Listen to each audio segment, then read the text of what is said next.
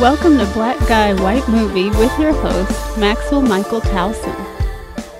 Joe Clark, Mr. Lean On Me himself, Morgan Freeman.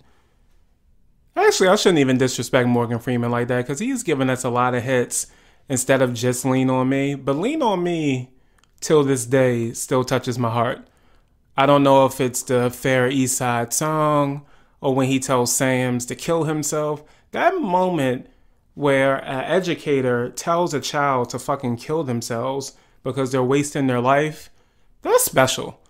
I don't care what moment you have in film as an actor.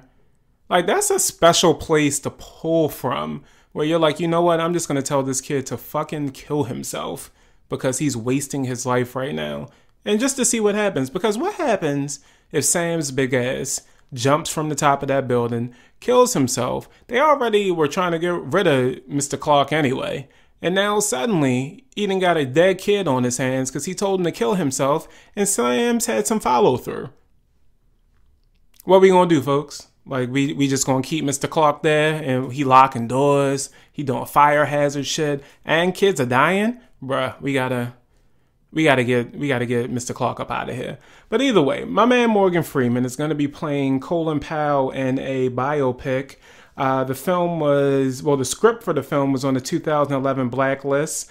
And it's going to be one of those films that follows Colin Powell, I believe from 2001 through 2005, when he was the first African American to serve as Secretary of State. Yeah, Secretary of State. So he was the first African American to serve as Secretary of State. And he was back in those crazy fucking Bush days where it was 9/11 and WMDs and, you know, motherfuckers just doing whatever they wanted out here with Saddam Hussein and all types of shit. So I think Morgan Freeman is also starting to hit that time, just like my man Denzel. Like, I'm not saying anything against Morgan Freeman because he's a god, so it's nothing I can ever really say against Morgan Freeman. But it always just feels like every time they play somebody, even if it's a real character, they're playing themselves. Like Denzel, I just saw when I went to check out The Snowman, they just had a new trailer for a Denzel movie. He's playing this lawyer that's kind of like an oddball lawyer, and it's some intrigue to the guy stealing money, whatever the fuck it is, right? And even though it's Denzel kind of looking frumpy and nerdish and whatever the fuck, it's still Denzel. Like, he's just a smooth motherfucker in film. He radiates charisma and greatness, and I don't even know what else to say. Like, Denzel is just that guy. And it's the same thing with Morgan Freeman. Like, every time I see them now, I don't know if they're just too big or they've done too many roles or it's just how commanding they are on screen. My man Samuel L. Jackson, the same thing. It's just them to me. I'm not seeing anybody else. I'm not really seeing them. You know, they're not the psychos like a Jared Leto where he's that person for that time. And not saying all method actors or all actors that aren't method actors like Leto can't just delve into a character, because that's not true. But I'm just thinking, I don't know, these older black actors are just so fucking smooth and cool and so confident in who they are. I just can't really see him playing Colin Powell. Like, I just feel like it's Morgan Freeman. Like, honestly, I feel like he'll be the same character he was in Deep Impact when he was the goddamn president and just commanding, and they'll just call him Secretary of State Colin Powell, and we'll just accept that shit. I don't know who they'll get to play George Bush, but they'll do a great impersonation of him. Hopefully, it'll be dope if, what's his name, Josh Brolin? Who played George Bush? I think that was who played George Bush in the Oliver Stone George Bush W. So hopefully they can go get him too, so they can just have a one world thing. Go get the same person that played Condoleezza Rice and just kind of drop Morgan Freeman in. That'll be kind of dope too.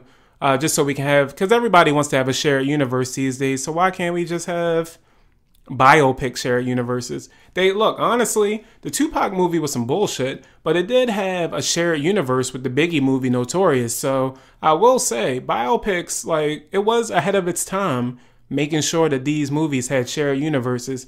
And just in case somebody else wanted to cross over. You know, Straight Outta Compton probably should have had that same guy that was playing Snoop do his own thing, or maybe they do have plans for that coming up. But shared universes and biopics, come on, guys. Like, let's get on this. Let's figure this out, because I think it's something there for us to get done. In the case of Morgan Freeman, I'm definitely going to go see this movie because it's a Morgan Freeman movie, so it's not much I'm not going to do to support him. As Issa Rae said, I'm supporting everybody black, even though I still got to buy my ticket to Tyler Perry Boo a Madea Halloween 2. I'm not going to go see it. I am going to buy my ticket, so it's a difference. I will support, but I'm going to support from afar. Either way, it counts. Tyler Perry gets his money, but he's not going to swindle me into another movie again. Like, he's just not. Like, Tyler Perry isn't dead to me because he's a black man that's making a lot of money and is very successful doing this thing out here, but his movies are dead to me. I will never see them again, even if we're just sitting at home, hanging out. Somebody's like, hey, let's watch this. No, it's not going down.